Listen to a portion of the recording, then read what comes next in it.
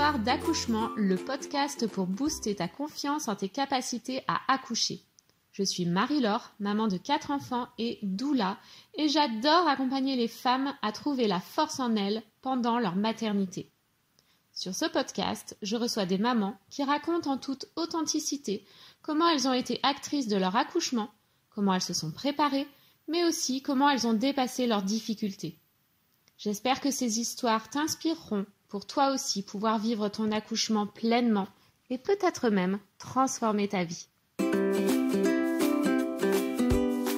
Bonjour Lorraine. Bonjour Marie-Laure. J'espère que tu vas bien. Je suis ravie de t'accueillir pour ton récit d'accouchement. Aujourd'hui, ton petit Arthur a 6 mois. Et oui, depuis hier, ça fait Donc quelque toi, chose. c'était ton premier bébé. Tu as participé à Objectif Naissance VIP avec tout le groupe d'accompagnement. Comment ça s'est passé pour toi, ta grossesse? Est-ce que tu avais déjà envie d'accoucher sans péridurale quand tu es tombée enceinte? Dans quel état d'esprit tu étais? Alors, déjà ma grossesse s'est très très bien passée. C'est une première grossesse qui a pris tout de suite, donc pas de souci avant. Pour ce qui est de l'accouchement sans péridurale, ouais, c'est quelque chose qui m'a toujours plu. Pour autant, pour moi, c'était accouchement dans tous les cas. À la maternité, je me posais pas la question. Mais pour autant, le côté sans péridurale me plaisait bien. Donc c'était très ambivalent pour moi, l'accouchement à la maison, bah non, c'est la maternité parce que en cas de souci, il fallait qu'on soit avec du personnel compétent, mais le côté sans péripérie, au début, je me posais pas vraiment la question, et puis au fil du temps, je me suis dit, bah tiens, pourquoi pas. Moi, je veux faire les choses à fond, je veux vivre les choses à fond et à 100% pour mon fils, alors le côté sans péridurale, c'est un peu, on va dire, suggéré à moi, et je me suis dit, mais carrément. Enfin, voilà, je suis pas, entre guillemets, dure, enfin, je suis pas très douillette pour le coup. Alors je me suis dit, mais pourquoi pas tenter? Et bizarrement, au moment où je commençais à y penser, alors Big Brother ou pas, Facebook m'a suggéré ton groupe. Et moi qui suis pas très fan de ce genre de choses en général, eh ben, je suis allée par rapport à ton offre en fait de meeting Le collectif. challenge accoucher sans péridurale, je pense. Exactement. J'ai trouvé le temps d'y être et j'ai adoré ta manière d'aborder les choses. Et j'ai adoré ta manière de vendre ton produit parce que c'était vraiment hyper bien posé. Je me suis dit, alors elle sait y faire. Ah, ça me plaît. Parce que voilà, je suis dans la vente aussi. Et pour le coup, je me suis dit, mais c'est super bien amené et ça donne vraiment envie. Et j'en ai parlé à mon homme 20 secondes. Et puis, tu sais quoi, fais-toi plaisir. Fais-toi plaisir. Ça te tente, ça te branche. Vas-y. Et du coup, j'y suis allée. Et j'étais donc à la 30e semaine de Ok. ma grossesse. Donc un peu sur le tard quand même.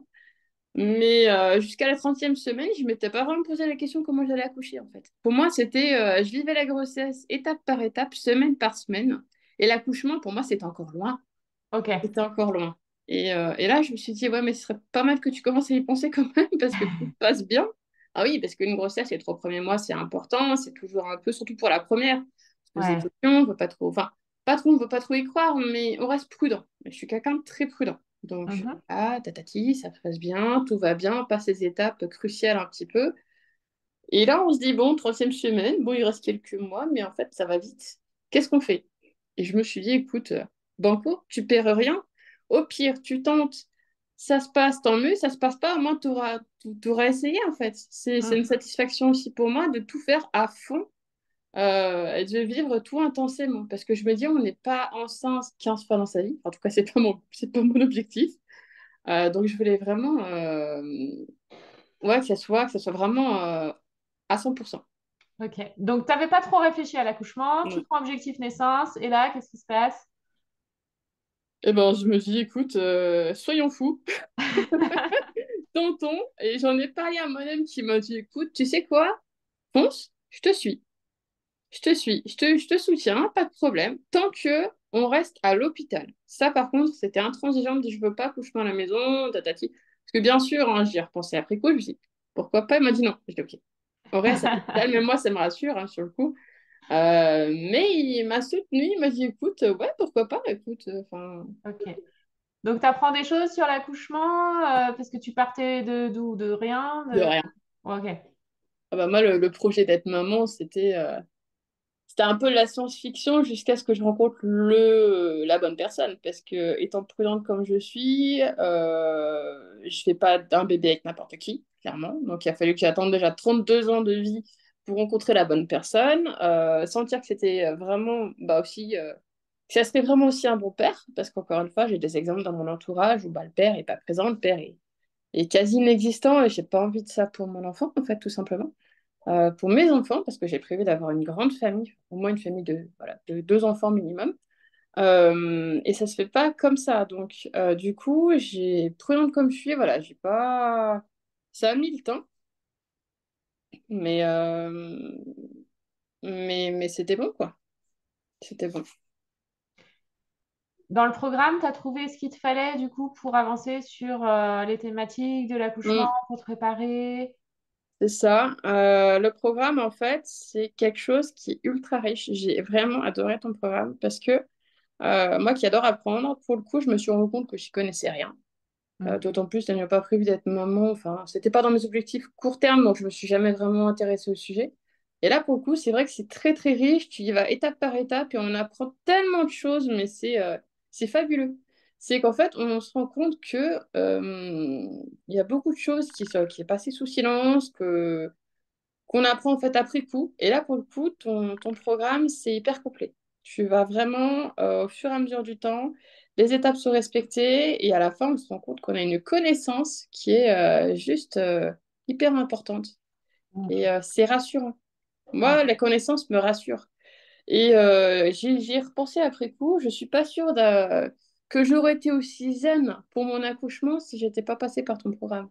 Parce que Mm. pour le coup, on a hâte d'avoir bébé, on sait qu'il va avoir l'accouchement, mais moi qui suis très stressée, je n'avais pas un pet de stress. J'y suis allée tranquille, mais Ok. vraiment. Mais pas une lichette de stress, vraiment, parce que je savais ce qui allait se passer potentiellement. Après, bien sûr, on garde l'esprit ouvert, on sait qu'il peut y avoir différentes méthodes d'accouchement, différentes situations, d'accord. Mais la base, on la connaît en fait. Je lui explique vraiment ce qui va se passer, ce qui fait que la connaissance sont là, et moi, ça a tout changé en fait. Oui, bah quand on sait les choses, déjà, ça fait moins peur en fait. Parce que Ah ouais. l'inconnu fait plus peur. Mm, tout à fait. Alors, tu nous racontes cet accouchement? Oui.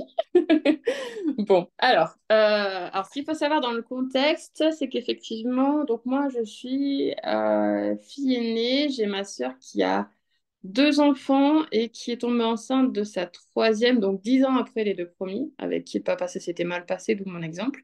Et la troisième, en fait, a 6 mois de plus qu'Arthur, mon fils. Et donc, ma sœur était tombée enceinte, pile au moment où je voulais m'y mettre. Donc ça, je l'ai assez mal vécu. Je m'étais dit, enfin, ça me gonfle, quoi. Enfin, bon, ça me gonfle. Tant mieux pour elle, tu me diras, mais pile au moment où j'allais annoncer que j'allais commencer à m'y mettre, boum, bon. Donc j'étais un peu perturbée par cette histoire. Après, bon, le fait est que je tombe enceinte, donc tout se passe bien finalement, donc ça me rassure. Euh, Et en parallèle de ça, première grossesse, dans un contexte où du coup on n'a plus notre maman, c'est important de le savoir, on n'a plus notre maman depuis 20 ans maintenant, parce que j'avais 15 ans à son décès. Et c'est vrai que pour moi, bah, voilà, c'était une grossesse qui était un peu atypique dans le sens où j'avais pas mon grand-chose. Enfin, beaucoup de personnes vers qui me tourner. Bah, ma meilleure amie avait son petit qui avait 2 ans, ma sœur avait sa petite, mais j'avais pas ma maman. Et en fait, ça, c'est important parce que j'ai pensé à elle énormément pendant ma grossesse, beaucoup plus qu'avant. Ça a vraiment fait ressurgir tout ça. Et je vais expliquer pourquoi après. Donc, concrètement, Arthur était censé naître le 23 mai 2024. Au début, donc tout s'était passé tout le long de la grossesse. Et pour moi, la question ne se poserait pas, il serait à l'heure. Pour moi, je n'arrivais pas à avoir de déclenchement, tout allait bien se passer, parce que ponctuelle comme je suis, je me suis dit qu'il allait être à l'heure. Ça s'est pas tout à fait passé comme ça. Déjà, la DPA, elle a changé. C'était plus le 23, c'était le 24. Ce qui fait qu'effectivement, ben, la gynéco me l'avait dit en cours de route, mais j'avais occulté les choses parce que pour moi, de toute façon, il allait être à l'heure, la question ne se poserait pas. Donc ça, après coup, ça m'est un peu revenu en pleine figure, mais bon, je vais un peu vite.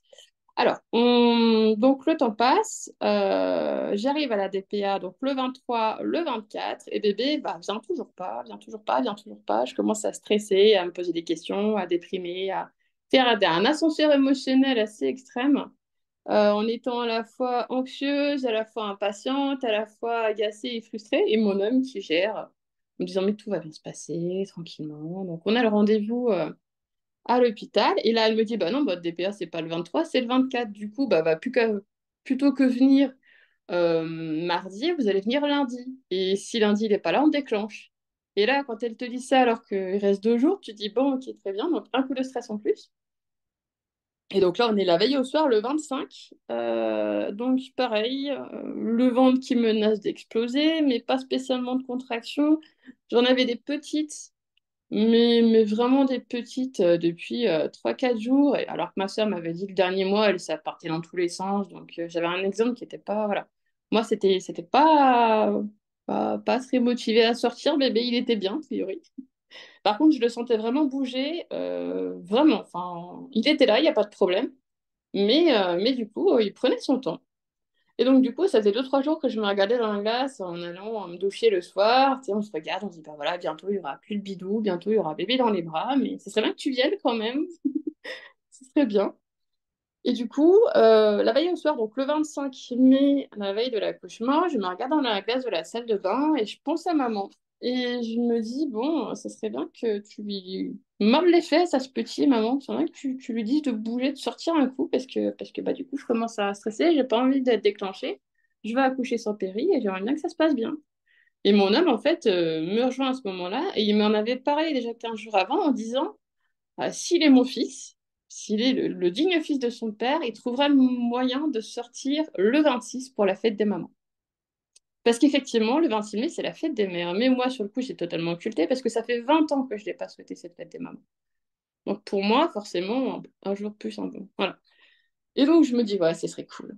Puis je fais une petite prière à maman, je dis, allez, ça cool, ça. Et je vais sortir, ce serait sympa. Et du coup, je vais me coucher. Je vais me coucher. C'est 22 heures et des poussières, 23 heures. J'avais l'habitude de me réveiller 5 ou 6 fois dans la nuit pour aller aux toilettes. Voilà, je vais me coucher. 1 heure du matin, première contraction vite fait qui me réveille. Bon, je me dis, voilà, on m'avait déjà fait un petit faux départ très léger la veille où je vais t'élever, mais c'était léger. Donc, du coup, j'ai encore pas plus attention que ça. Je me rendors. Euh, 3h30 du matin, deuxième réveil. Et là, par contre, ça fait mal. Et là, je me dis, aïe, non, il y a peut-être un truc. Donc, je gigote. Enfin, je comprends très vite qu'il faut que je me lève parce que sinon, je vais gêner mon conjoint, du coup, qui dort comme un bienheureux. Donc, je vais aux toilettes. Ça passe pas. Je marchais un peu en canard en me disant, bon, peut-être que la Géso va se rompre, on sait jamais. Mais tout en sachant au fond de moi que c'était foutu, fallait pas, que ça se passerait pas comme ça. Je le sentais pas dans ce sens-là. Du coup, je vais au salon, je fais du ballon, je commence à être sur l'application contraction que j'avais téléchargée au cas où, et puis je m'amuse à les compter vite fait. Je fais je regarde, enfin, je bouquine un coup, les chiens se lèvent, parce que j'ai 2 chiens. Donc les chiens se lèvent et viennent me rejoindre au salon. Et passé un temps, bon, j'ai mon homme qui me rejoint, qui m'a senti me lever, finalement, qui s'est réveillé. Et là, il me regarde et il me dit, chérie, retourne te coucher, enfin, c'est bon, enfin, ça va. Enfin, t'étais pas. J'ai dit, bon, écoute, ok. Donc, je retourne me coucher. Il s'était passé une bonne petite heure et j'avais pris un spasfon aussi, un spasfon, et j'avais fait la douche aussi, avant qu'il se lève, mon homme. C'est d'ailleurs ça qui a dû le réveiller en me disant, bon, de toute façon, avec la chance que j'ai, ça va être du faux travail, faut pas trop y penser. Mais effectivement, ce passe-fond et la douche, bah non, ça avait rien fait. Du coup, on y croit sans y croire. Bon, on retourne se coucher. Et là, il se couche, il se rendort direct, mon homme. Moi, je me couche et ça recommence direct. Et là, je me dis, non, non, c'est pas possible. On va se relever tout de suite. Donc, je me relève. Je me coupe sur les téléphones, je commence à compter les contractions et je vois qu'effectivement, elles commencent à se rapprocher.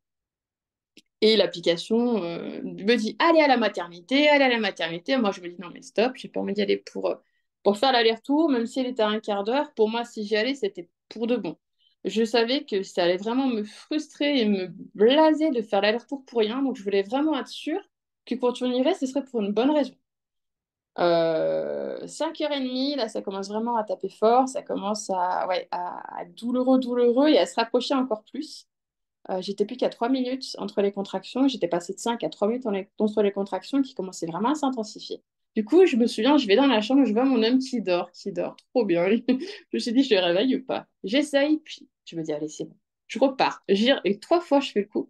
Et au bout de la troisième fois, je dis, non, mais là, il faut vraiment que je te réveille, chérie, ça fait trop mal.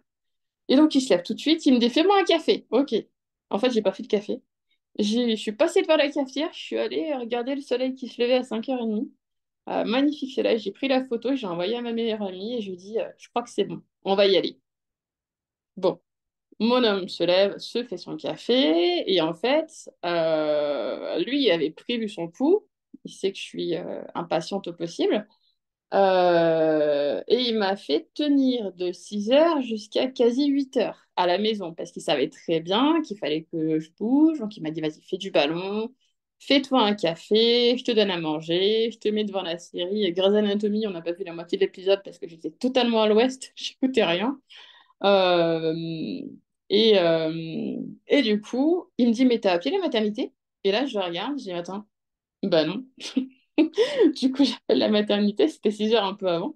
Et elle me dit, non, mais à votre voix, madame, restez chez vous, ça sert à rien de venir tout de suite. Alors, on vous recevra si vous voulez, mais ça sert à rien.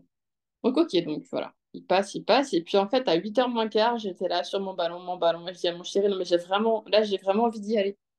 Enfin, je sais que, enfin, voilà, j'ai envie d'y aller. C'est pas, il faut que j'y aille, c'est que j'ai envie, moi, d'aller à la maternité pour me rassurer et tout. Donc il me dit, ok, c'est bon. Donc, on avait anticipé, mis des serviettes dans la voiture. Donc je me mets devant, pas derrière, parce que j'avais prévu de faire ça, mais sur le coup, j'ai complètement oublié. Donc je me mets devant, je m'assois, je ferme les yeux. On m'écouine à fond la caisse, parce que c'est quelque chose que j'ai écouté énormément sur le dernier mois de grossesse, c'était trop bien. On m'écouine à fond la caisse, j'écoute, et vu que je connais parfaitement le chemin pour aller à la maternité, parce que c'est le chemin que je prends pour aller au travail, je savais parfaitement où on était, en fonction des virages, là où, voilà. Et il conduit vite, mais prudemment quand même. Mais je sens qu'il conduit un poil plus vite que d'habitude, tu vois. Euh, donc 15 minutes de trajet pour un trajet en général qui en demande 20. 8 heures, pas un chat, enfin, un petit brouillard, pas condition idéale pour aller à la maternité, tu vois. Et donc, on arrive, on sonne, on vient me chercher. Donc, au moins, je saurai où j'y suis, où j'en suis, parce que bah, du coup, je sais pas vraiment où je sais que les contractions s'accélèrent. Et si, voilà, important, j'ai utilisé énormément le YOM. YOM. Ça, ah, Marie-Laure, ça m'a sauvé la vie. Vraiment. Pendant tout le trajet, j'étais là. Et en fait, ça m'a permis de tenir et de gérer les contractions qui s'intensifiaient de manière assez costaud. Pendant tout le trajet, j'ai fait ça. Et c'était super parce que du coup, c'est passé super vite, super bien. Enfin, ça m'a vraiment fait un bien fou. Hmm. Donc là, on arrive à la maternité, on monte, on est reçu par une sage-femme qui vient, qui me dit venez dans la salle, qui me met le monito, qui me fait me mettre sur le ballon. Et donc, le petit cœur, il bat nickel, pas de problème. Donc, moi, déjà, je suis soulagée parce que bah, pour moi, le monito, c'est quelque chose qui me rassure. Encore une fois, c'est pas quelque chose qui me dérange, moi, ça me rassure. Mon bébé va bien, c'est tout ce que je veux savoir. Parce qu'effectivement, on a eu le malheur d'avoir une des mamans d'Objectif Naissance du mois de mai qui a perdu son bébé quasi à sa date d'accouchement et ça m'a enfin, bref, c'était horrible. Enfin, clairement, il n'y a pas d'autres mots. Et du coup, j'étais de plus en plus angoissée à l'idée de sentir Arthur bouger. Voilà, dès qu'il bougeait pas un ch'ti, j'étais en stress. Pas trop quand même, mais un petit peu. Et du coup, voilà, pour moi, le monito, c'était garde-le, ça me va très bien. Je veux savoir où mon fils en est, je veux être sûre que tout va bien, vraiment. C'était hyper important. Donc, du coup, la sage-femme, elle me dit, mettez-vous sur l'eau, tatati tatata. Et là, elle me dit, vous êtes à 3. Et là, je regarde moi-même, je dis, mon Dieu, il me dit, moi, je suis fière de moi. Tu es à 3 déjà. Et je dis, ouais, effectivement, ça se sent bien. Donc, elle me met le cathéter, elle me met la poche d'antibio car je suis positive au streptocoque B. Pour le coup, j'étais nickel sur toute la grossesse, sur tout parfaitement, sauf ça. C'est le jeu. Bon. Et là, elle nous parle de la salle nature. Et là, je la regarde, je dis, mais quoi une salle nature? Bah, sur Internet, et vous m'avez dit qu'il n'y en avait pas. Elle me dit, oui, on vient de l'inaugurer, ça fait 15 jours. Et là, je dis, oh, dis donc. Trop bien. Ah, mais grave, j'étais ravie. Je me suis dit, bah écoute, c'est cool parce que j'étais vraiment. Bah voilà, je voulais ma salle nature et tout. Et donc, on y va, elle était juste à côté en plus. Donc, la salle nature, il y avait une grande baignoire, il y avait un lit, il y avait des lianes, il y avait le ballon, il y avait de la place pour bouger. Enfin, parfait. Je me suis dit, c'est impeccable. Donc, du coup, on se pose, on installe les affaires, on met Queen en fond sonore. Mais je commençais déjà, moi, à me foutre un peu dans ma bulle, en fait. Avec tout ça, le monito, ça m'a rassurée. J'étais dans la salle nature. Enfin, tout se mettait en place, donc j'ai pu me détendre, en fait, et me laisser aller aux contractions. Donc là, c'est 9h20 quand on venait à la salle nature. 9h30, mon chéri fait couler un bain. Il me dit, vas-y, vas-y. Et puis moi, j'étais à fond dans le bain. Je me suis dit, ça va faire du bien et tout. Ouais, ben non, pas du tout. Pas du tout. La baignoire n'était pas plane sur le fond. Il y avait plein de petits trucs pour se poser, ce qui fait que moi, qui suis enfin, je suis grande en fait, donc ben, je tenais pas. À genoux, ça me faisait mal. Sur les fesses, bah, il y a le bidou qui remontait. J'ai une photo de moi, on dirait que je vais exploser. Enfin, j'étais vraiment mal en fait. Ce qui fait que le bain, j'y suis restée 5 minutes, mais maximum. Après, j'ai dit non, mais il faut que je sorte. Donc du coup, bah, je suis sortie et je commence à faire les 100 pas. Je fais du ballon, non, tout de suite, je me suis dit, mauvaise idée, ça remonte aussi sec, donc non. Ça a aggravé en fait les contractions. Euh, Et la seule chose qui me soulage là en gérant le truc, c'est faire les 100 pas. Du coup, je fais des allers-retours dans la salle nature. Mon homme, en parallèle, il envoie les SMS. Et entre chaque contraction, il y avait à peu près 2 minutes de battement. Et ben ça va, nickel. Donc on envoie les SMS et compagnie. Et après, ça reprend. Et là, pouf, je me concentre. Je fais le yum. Énormément, énormément, énormément. Je souffle, mais vraiment, c'est le yum qui m'a géré, qui m'a aidé à gérer le truc, mais totalement. Les lianes, pareil, je mets suspens, mais ça me va pas en fait. Il faut, je fais les 100 pas. Donc après, vers 10h, je vais aux toilettes, pause pipi, et là, je découvre que je saigne pas mal. Mais je me dis tout de suite, grâce à ton programme, c'est le bouchon muqueux. Tout de suite, ça m'a rassurée, je savais que c'était pas dramatique. J'appelle quand même la sage-femme pour lui demander, parce que je reste prudente et mon côté un peu stressé reprend le dessus. Elle me dit non, mais c'est normal, c'est le bouchon. Je dis ok. Ça confirme. Ça confirme ce que je savais. Euh, Mais par contre, ça m'agace, ça m'a agacé parce que ça coulait toutes les secondes. Et vu que je faisais les 100 pas, bah, ça coulait. Donc j'étais là, je marchais, je m'essuyais, je marchais, je m'essuyais. Enfin, c'était. Mais bon, le temps passe. Donc la sage-femme à 11h15, elle vient faire un contrôle. Mon col, il est à 4-5 cm d'ouverture. Donc je suis contente parce que ça progresse. Donc elle me rassure encore une fois sur les saignements. Elle me met sous monito portatif. Son petit cœur va bien. Donc il a 140 et des poussières. Et en fait, il y a aussi l'intensité des contractions qui monte au 127, mais pas plus. Et quand on est à 127, en fait, on sait que c'est carrément plus. Mais le truc, il se bloque à 127. Et il faisait des allers-retours. Et en fait, moi, je suivais une monito. Et quand je voyais que ça montait, je me préparais ou l'inverse. Tu vois, ça m'aidait à gérer le truc, ça m'aidait à savoir où j'en étais. Euh, Bon. Donc après, ça commence à faire quand même de plus en plus mal. Mon chéri me filme, j'essaye les lianes, le ballon. Non, toujours pas. Donc il est au petit soin, il me suit en fait à la trace dès que je suis. Il a fait ça, il me propose du brumisateur, il me propose à boire un petit coup, pas à manger, mais à boire. Enfin voilà, il est vraiment au petit soin avec moi, mais moi je suis dans ma bulle en fait, je l'écoute à moitié. Là, j'arrive plus, enfin, je sors plus vraiment de ma bulle. Et surtout, je commence à dire irrégulièrement, appelle la sage-femme, je veux savoir où j'en suis. Parce que moi, encore une fois, j'aime savoir où je vais. Et j'avais besoin de savoir à combien j'étais par rapport à tout ça. Et le truc rigolo, j'y ai repensé cette nuit, c'est qu'en fait, mon côté ponctuel, il est carré. Je lui dis, elles viennent dans 10 minutes. 10 minutes après, t'es pas là. Je commence à lui dire, mais en fait, elles sont où? À midi, elles viennent, mais elles sont où? Mais elles sont en retard. Et tout ça a été ça toute la journée. Parce que moi, tu me dis un horaire, je m'y fixe, hein, même quand je suis en train de galérer en contraction, tu vois. Ouais, alors qu'à la maternité, le temps n'est plus le même. Tout à fait. Je m'en suis rendu compte à l'usage, si tu préfères. Mais pour moi, elle me dit 10h, ok, 10h, 10h02, elle est pas là. Enfin, c'est quoi? Elle est en retard. Moi, je galère, mais moi, je veux savoir où j'en suis, s'il te plaît. Du coup, mais c'était génial. Franchement, les sages-femmes, une petite nénette qui a quoi, à peine 30 ans, Mademoiselle Milou, mais d'une douceur, d'une gentillesse, mais adorable. Franchement, adorable. J'ai adoré. Enfin, c'était super cool. En plus, elle avait pas des élèves. Et par rapport à ça, avec mon homme, on était très OP par rapport aux touchés vaginaux. Pareil, par rapport à ça, pour moi, ça me permet de savoir où j'y suis. Donc pour moi, c'est pas une intrusion, au contraire, c'est vas-y, dis-moi où j'en suis. Et elle disait, est-ce que je peux proposer? Je lui dis, bah, allez, c'est comme ça qu'on apprend. Ça les faisait rire parce que Ouais, j'avais donc t'étais attrapé plutôt détendue quand même. Ouais, c'est ça. Ah, on était voilà. J'étais bien, beaucoup dans l'autodérision et après ça revenait, je me concentrais. Et après je sortais et je repartais. Enfin, j'ai vraiment fait ça non-stop avec Queen qui tournait. Enfin voilà. Donc après là, midi, il y a une étape qui est passée quand même parce que je sens que tes douleurs, ça monte un cran quand même. J'arrive toujours à gérer. Je fais des respirations de la vague, mais je commence à me dire, bon, voilà, ça commence à douiller, douiller. La poche des os seront pas, toujours pas. Et bah écoute, on continue, voilà. Donc, ouais, mon chéri me met la playlist. J'annonce que j'en suis à ma meilleure amie. Je serre les dents pour la suite en me disant, bon, allez, courage, ça va le faire. Donc, midi 10, je commence à demander à mon homme d'appeler la sage-femme. Elle a du retard, ça me gonfle, comme prévu. Donc, bon, midi 30, il craque, il appelle. Et le col, il reste ouvert à 5. Mais les contractions, ça s'intensifie encore. Donc, elle me dit, attendez, je vais refaire un toucher, on va voir où vous en êtes. Et effectivement, dans le toucher, elle me dit non, mais vous passez à 6 pendant la contraction. Bon.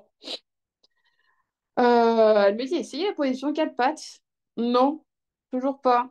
Ça marche vraiment pas. Il y a vraiment que les 100 pas qui marchent avec moi. Enfin, tout le reste, c'est cette scène nature qui était hyper complète, hyper. Non, non, non. Les 100 pas ou rien. Bon. Mais l'avantage, c'est que les 100 pas, bah, ça fait évoluer en fait. Ça avance vite parce qu'elle me dit mais attendez, vous êtes quasi à 6 7. Vous êtes là depuis 9 heures. Il est à peine 13 heures. Hmm. Alors, c'est allé très très vite. Elle me dit pour un premier, ça va très vite.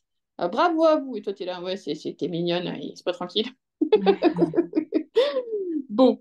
Euh, Du coup, 1h moins quart, je commence à me poser vraiment les questions. Parce que, encore une fois, et ben, la poche des os, elles se rompt pas. Et pour moi, je sais pas, je m'étais mis dans la tête qu'il fallait que la poche des os, elle se rompe pour que le reste suive tout de suite et vite. Et ça voulait pas, ça voulait pas, ça voulait pas. J'étais dit, mais c'est pas possible, avec la chance que j'ai, elle va toujours pas se rompre. Et ça commence à me stresser, ça commence à m'angoisser et je commence à me dire, bon, écoute, je commence à plus en pouvoir. En fait, le fait de réfléchir, ça me sort de ma bulle. Et le fait de me Évidemment. sortir de ma bulle, bah, c'est plus douloureux et je commence à perdre pied, en fait, Hmm. littéralement. Donc là, on refait venir les sages-femmes. Et là, je leur demande leur aide, leur conseil, qu'est-ce qu'on fait concrètement? Parce qu'elles avaient vu mon projet de naissance, elles savaient que je voulais pas la péri, donc elles étaient là à fond. Et là, elles regardent mon homme, et elles me disent, écoutez, on peut faire deux choses. Soit effectivement, on vous met la péridurale et on rompt la poche des os, soit on rompt la poche des os déjà, et ensuite on avise. Et vous voyez si vous voulez prendre la péridurale ou pas. Et sur le coup, je regarde mon homme et je dis, ouais, non, mais la deuxième, parce que enfin, je veux accoucher sans péridurale. Bon, elles Ouais, partent. mais pourquoi elle... Enfin, ouais, désolée de Bah, te parce couper, qu'elles mais voyaient que je pourquoi posais des elles ont questions. rempli la poche des os? C'est vraiment toi qui leur as Ah demandé. En ouais, fait. Tu moi voulais que la je poche trouve des ça os soit remplie. surstylé. Ah, c'est ça. C'était. Enfin, je sais Ouais, pas. ok. Et voilà. Et elles partent. Et à peine parties, j'ai une contraction de l'espace. Et là, je regarde mon homme et je me mets limite à pleurer. Je lui dis écoute, je suis désolée. J'en peux plus en fait. J'en peux plus. J'ai vraiment envie. Je veux mon bébé en fait. Et je veux mon bébé. Je m'en fous comment ça se passe. Enfin, je... Elle me dit mais t'es sûre? T'es sûre? Je dis oui, oui, je suis sûre. Ça te dérange pas? Je dis la question comme ça. Est-ce que je peux, s'il te plaît? Il me dit, bah bien sûr, c'est toi qui suis. Enfin, moi, je me dis qu'en admiration devant toi, ma chérie, tu peux y aller. Enfin, si tu sens qu'il... Il se dit, bah en fait, ouais, vraiment, parce que Non, ça fait trop mal, ça ne se pas, ça m'énerve, ça. Voilà. Du coup, du coup, je regarde. Donc, elles reviennent. Et là, je leur en parle. Je vais écouter, franchement, moi, j'aimerais bien la péridurale. Bah, elle dit oui, vous êtes allé jusqu'à 7, bravo à vous. Elle me rassure, elle m'encourage, elle me félicite. Elle me dit, mais attendez, vous avez déjà fait un super travail. Et ça me fait du bien, en fait. J'avais besoin vraiment d'avoir du câlinage mental. Et je me dis, écoutez, ok, va pour la péridurale, c'est bon. Et en fait, après, donc on change de salle, forcément, c'est la nature, donc bah non, on change de salle. Et là, le temps s'étire un peu.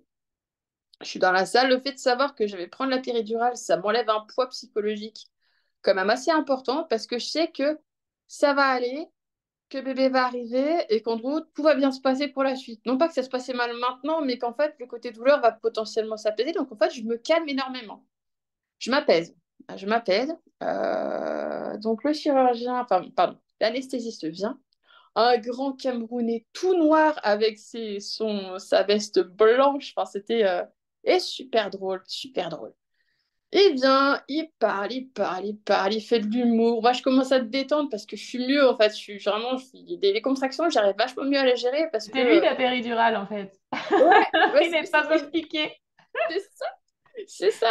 J'ai asseyez-vous, tatati, tatata, il part, il part, il part, il me scotche le doigt, droite et gauche. Il me dit, c'est bon, c'est fini. Et là, je regarde, j'attendais, c'est une blague. Je dis, bah oui, c'est bon, c'est mis. Je dis, attendez, mais on dirait que je suis un enfant de 2 ans, vous êtes un pédiatre, là. Vous m'avez administré le vaccin et j'ai rien senti venir. Et ça le fait hurler de rire. Et je dis, franchement, merci.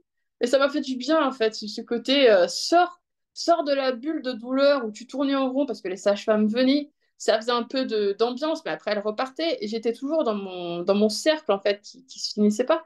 Et là, pouf, ça fout autre chose. Ça me divertit, en fait. Ça fait du bien. Et après, elle me dit, bah, écoutez, mettez-vous sur le dos, mettez-vous sur le côté à droite, mettez-vous sur le côté à gauche. Et assez vite, en fait, le haut, je le sens très bien. Et je commence à plus sentir la jambe droite, plus sentir la jambe gauche, avec des fourmillements. C'est très bizarre. Voilà, enfin, c'est vraiment anesthésie à 100%. Et donc, ça va mieux. J'envoie les messages à ma soeur, à ma meilleure amie. Ma soeur qui était au courant que c'était le jour J et qui était un peu angoissée parce que du coup, faut tenir au courant et qu'en fait, quand on le vit, c'est une chose, mais quand le temps s'étire, eux, en face, bah, ils sont en mode qu'est-ce qui se passe?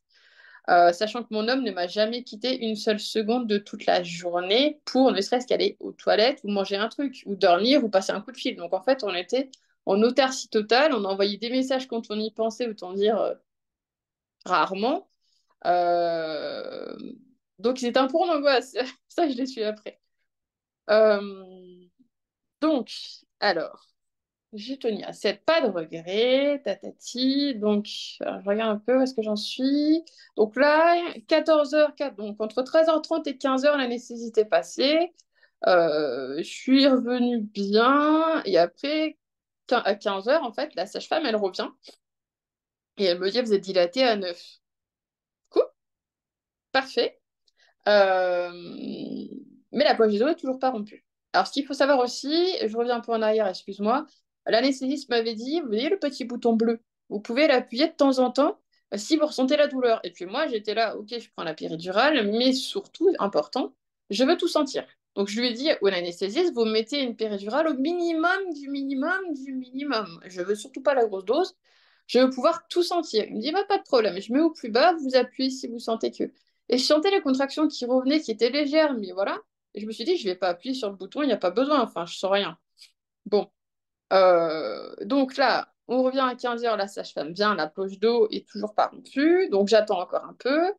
Elle me dit, bah, écoutez, maintenant que vous avez la péridurale, je vous propose de la percer, parce qu'a priori, ils ne pas se rompre. J'ai dit, bah, écoutez, oui, parce que là, ça me gonfle, j'ai envie d'avoir mon bébé, et surtout, je vais continuer avec vous. Parce qu'il était déjà 15h, et la sage-femme m'avait dit, moi, je finis mon truc à 19h30. Et je dis, moi, je vous veux vous, je veux pas une inconnue. Enfin, niette. Et elle m'a dit, bah oui, mais pour ça, il faut accoucher avant 19h30. Et j'ai dit, vous en faites pas, on va le faire. Et du coup, j'avais aussi ce timing à respecter, entre guillemets. Euh, et donc, j'augmente la pérée d'un cran après une petite contraction parce que du coup, à 15h, quand même, ça revenait un petit coup. Mais bon, pas plus. Et je me suis dit, lui, de toute façon, je vais remettre un coup, ça va partir. Et en fait, la péridurale qui m'a posé 14h30, ça, je m'en suis rendu compte après coup, mais j'en reparlerai. C'est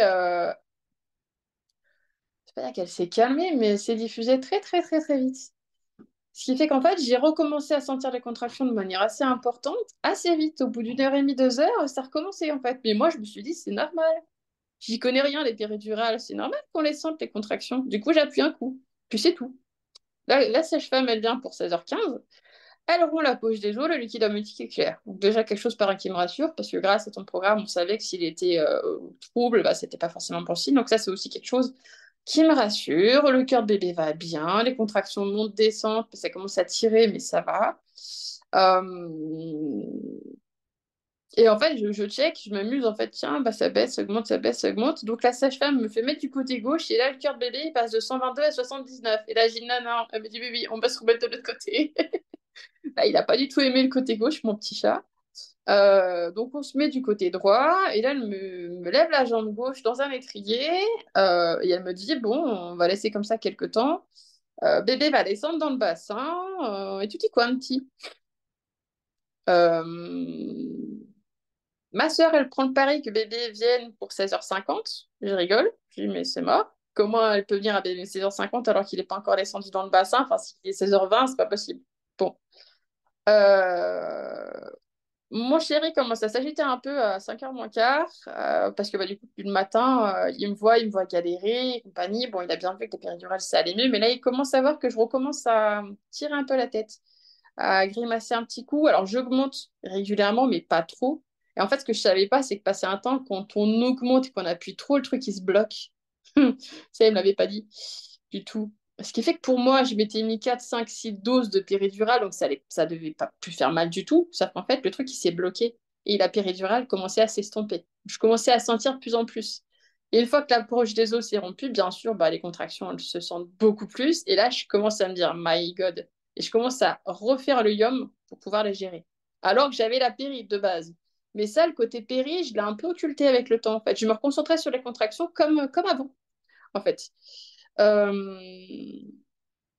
Après, au fond de moi, j'ai pas de regrets parce que je me dis, voilà, je suis bien, ok, je suis effectivement sur dos médicalisé, donc c'est pas ce que je voulais. Effectivement, j'ai bien vu parce que bah du coup, enfin, après coup, j'aurais pu me mettre sur une galette parce que j'ai une copine qui l'a fait, mais j'ai pas du tout pensé. Donc là, c'est à droite, à gauche, à gauche, à droite. J'appuie sur le bouton parce que ça recommence à faire mal. Donc 17h15, la sage-femme revient et elle me dit, c'est bon, vous êtes à 10. Alléluia. Donc elle me dit, mettez-vous pas sur le côté, mais vraiment sur le dos. Et elle me fait faire des bloqués poussés pour chatouiller bébé et l'inciter à descendre dans le bassin. Au début, je m'y prends mal parce qu'elle me dit, non, mais là, vous poussez, là. Je vous demande de. En fait, voilà, elle m'apprend comment faire, clairement. Il faut respirer, bloquer et se pencher en avant d'un coup. Pas pousser avec la respiration, c'est avec le corps qu'on doit pousser, en fait. Donc, bon, j'y arrive, finalement. Et elle me dit, je reviens pour 18h. Ok, moi tu me dis 18h, à 18h, peut-être, je regarde, hein. Ok, elle part, puis le temps passe, le temps vient, enfin, je gère les contractions qui commencent vraiment à faire mal, mais bizarrement, j'en ai jamais parlé à la sage-femme, ça je gère pas après coup. Je lui ai pas dit que ça commençait vraiment, vraiment à faire mal, en fait.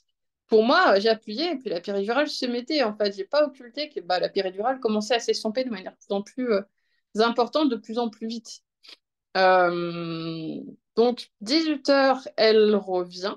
Ça va, elle n'est pas trop en retard. Elle me dit c'est bien, mais c'est pas suffisant. Qu'elle me refait changer de position sur le côté. Bébé, en fait, il est entre le deuxième et le premier stade du bassin. Il veut pas descendre. Il va bien falloir, parce que concrètement, Julie, t'es mignon, mais il va falloir que tu descendes passer un temps. T'es à mi-chemin, donc go. Moi, je me dis qu'effectivement, bon, bah, si j'avais pas pris la péridurale, j'aurais fait les 100 pas et ça se trouve, il aurait déjà été dehors, mais bon, c'est fait et c'est fait. Donc là, mon homme me remonte l'image des trois stades du bassin. Je dis, oui, oui, je sais très bien, effectivement, parce que tu en as parlé dans ton programme. Donc tout ça, c'était très, très clair dans ma tête, en fait. Et donc, si la sage-femme me dit, par contre, pour aider, je peux vous vider la vessie si vous voulez, pour que, enfin, je peux faire une sonde urinaire pour que bébé puisse passer, en fait. Ah bah, elle a bien fait, hein, j'avais 600 millilitres dedans. Elle m'a dit oui. J'ai dit, ah oui, j'ai un peu bu. Et puis après, du coup, quand on fait nos trucs, on pense pas aller aux toilettes, en fait. Elle me dit là, ça va aller mieux. Euh, et puis quand elle repart, ça commence à taper fort, fort dans le rectum. Donc là, je sais que c'est comme une envie d'aller à la selle. Je sais que c'est bon signe, encore une fois. Le bébé descend. Je sens qu'il bouge, qu'il commence à descendre. Je me dis, allez, c'est bon, c'est bon, c'est bon. J'attends avec impatience le moment où, en fait, elle doit revenir, quoi. Sauf qu'elle vient, mais avec du retard. En fait, elle vient quasi à 19h. Et là, je dis, punaise. Enfin, te voilà, où est-ce que j'en suis? Et bébé, il me dit, il a pas bougé. Et là, je dis, oh my God, il a pas bougé. Oh là là. Je commence à me dire, bon, mais pas une seule fois, par contre, je pense césarienne, je pense instrument et compagnie. Je pense juste, je me gonfle, petit chat, tu vas descendre tout de suite, en fait. Tu m'as dit, tu t'allais descendre, je t'ai senti descendre. Pourquoi t'es pas descendu? Vraiment. Donc, grosse frustration, agacement, un brin d'angoisse, mais voilà, pas plus que ça. C'est plus de l'agacement sur le coup. Parce que j'étais sûre qu'il avait bougé et qu'en fait, bah non. Et en parallèle de ça, la douleur, elle commence à vraiment taper très, très, très, très fort. Et je commence vraiment, encore une fois, à perdre pied, à galérer de plus en plus au niveau de la gestion de la douleur, où j'ai vraiment du mal.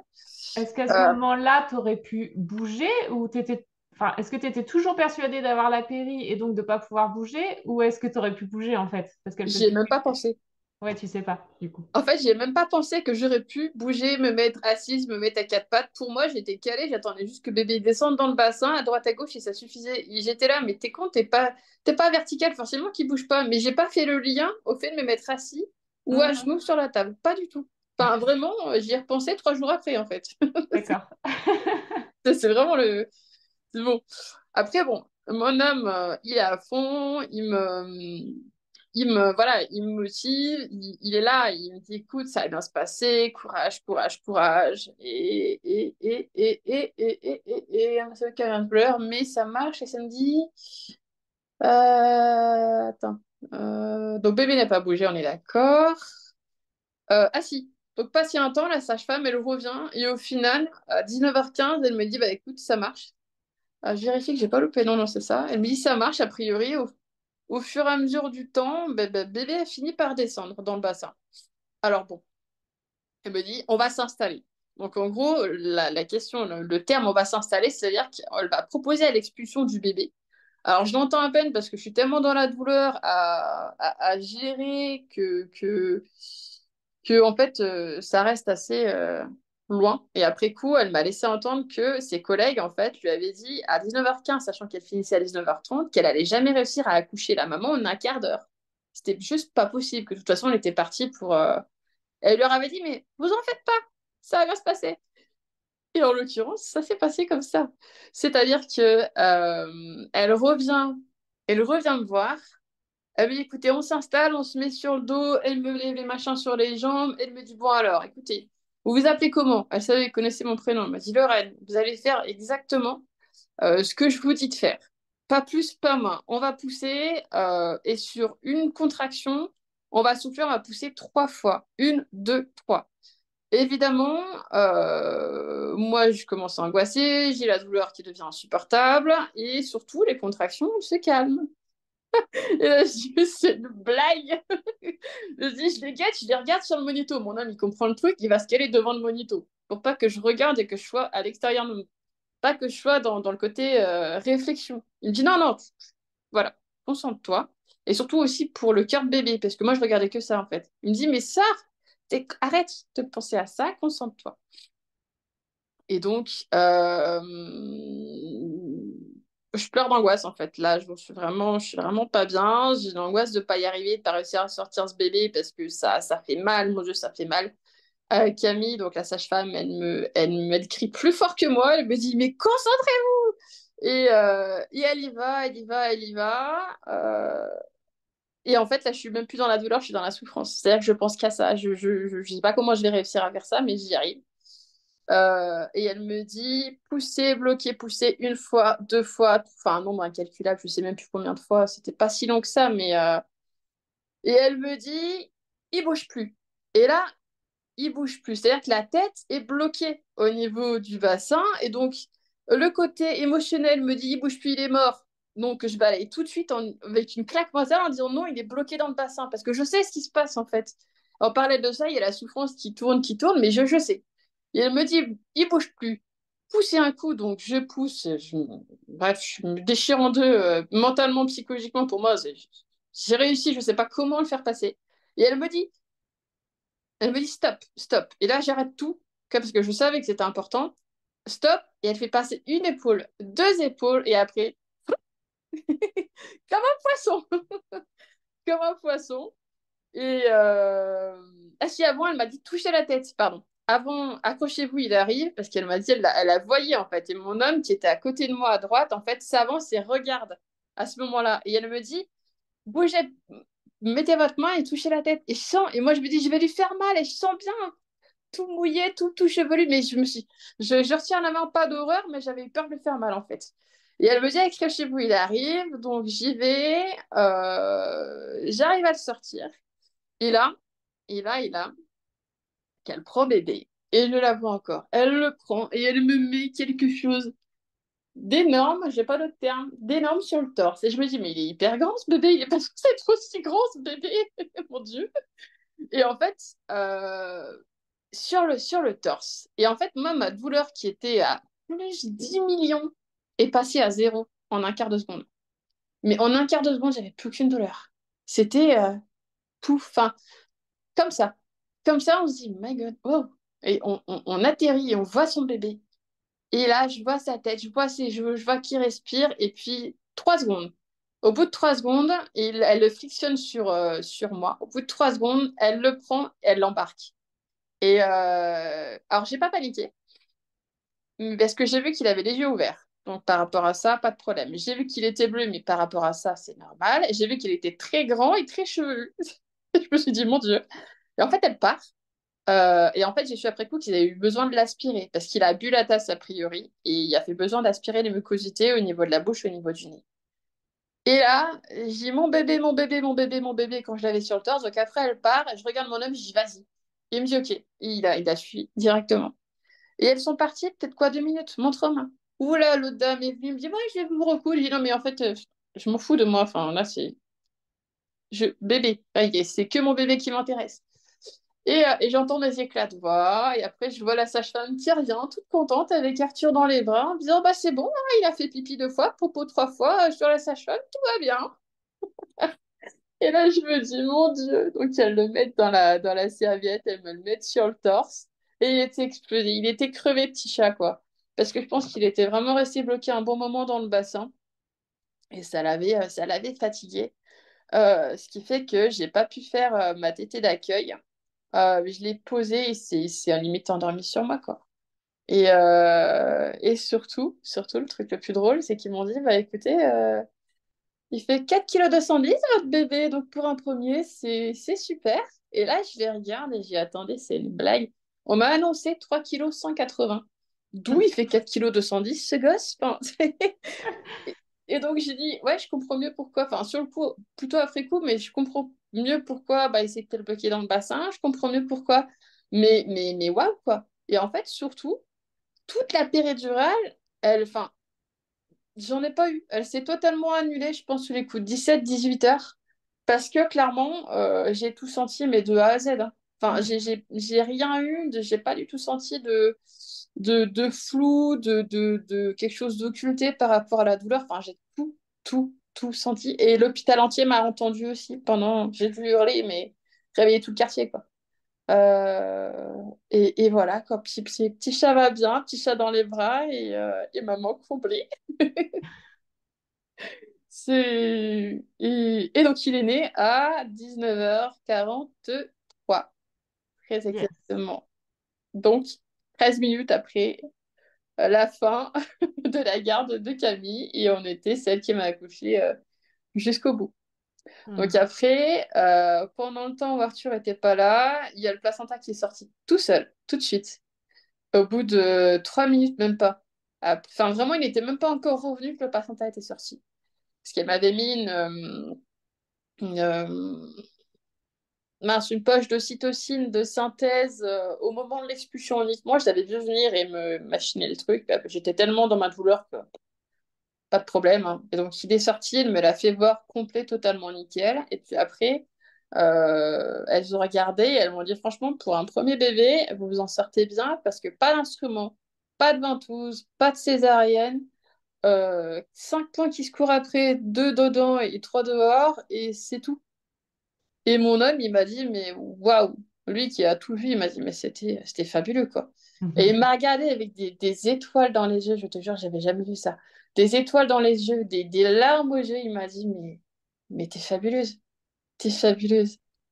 Et waouh, et c'est génial. Et il a fait le récit d'accouchement que je viens de raconter en version maman. Lui, il l'a fait avec sa version papa. Parce que c'était. Et quand je lis, enfin, je pleure parce que c'est fabuleux. Il m'a dit, mais waouh, quoi. Hmm. Waouh, voilà. Donc après, concrètement, 23 heures, on nous a monté dans la chambre. J'ai réussi à m'asseoir toute seule dans le fauteuil. Alors, j'étais crevée, j'étais shootée aux hormones, mais j'ai réussi à m'asseoir tout seul dans le fauteuil, donc ça confirme bien que la péridurale, ça fait rare, c'était bien barré, tout ça. Ouais, ouais, elle avait dû se décrocher, ou ils t'ont pas dit, mais elle avait Ah dû ouais, se c'est ça. décrocher. Bon, bah, du coup, tu as eu une petite pause grâce à la péridurale qui t'a Mm. permis de reprendre un peu ton souffle. Après, elle s'est décrochée. Donc, finalement, tu as eu les inconvénients, du coup, sur la fin de pas de mobilité alors que tu sentais tout, quoi.